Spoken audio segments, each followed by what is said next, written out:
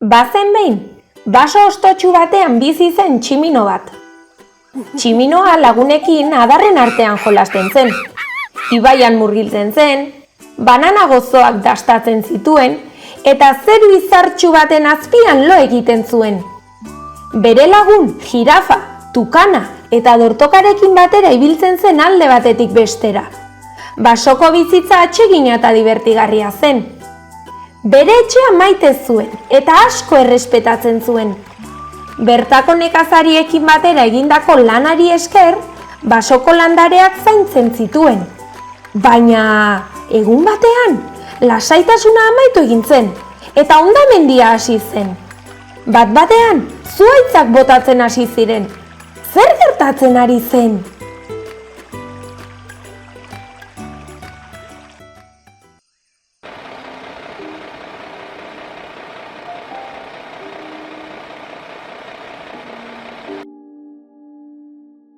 Tegi handiek basoak suntsitzen dituzte, diru asko irabazteko, naturari kalte handia eginez.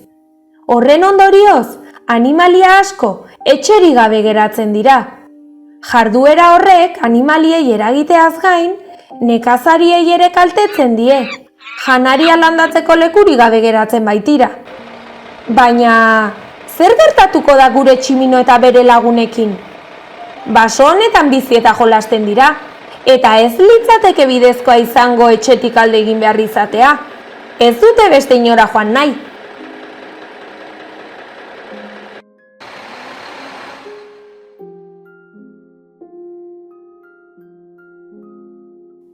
Baina dena galduta zegoela zirudienean, itxaropen argi bat agertu zen. Nekazariak ados jarri ziren. Aski da! Esateko, eta basoa suntsitu nahi zuen lantegia gelditzea lortu zuten. Basoa biziri dago. Orain, gure lagun tximinoak eta bere lagun guztiak pozik daude beraien etxeetan. Nekazariek ere lurra maitasun handiz zaintzen jarraitzen dute, guztiontzat osasuntsuak diren elikagaiak landuz. Basoak oso garrantzitsuak dira planetarako. Janaria eta bestelako materialak ematen dizkigutelako.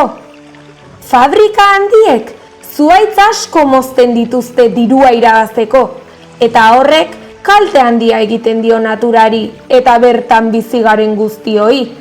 Baina dena ez dago galduta. Pertsona eta talde asko ari dira basoak zaintzen. Etorkizun batean, animaliak, landareak, eta guk ere baso horietaz goza dezagun. Zuk ere zerbait egin dezakezu. Denok elkarrekin lan egiten badugu, basoak zaindu ditzakegu, eta guztiontzako etxea izaten jarraituko dute.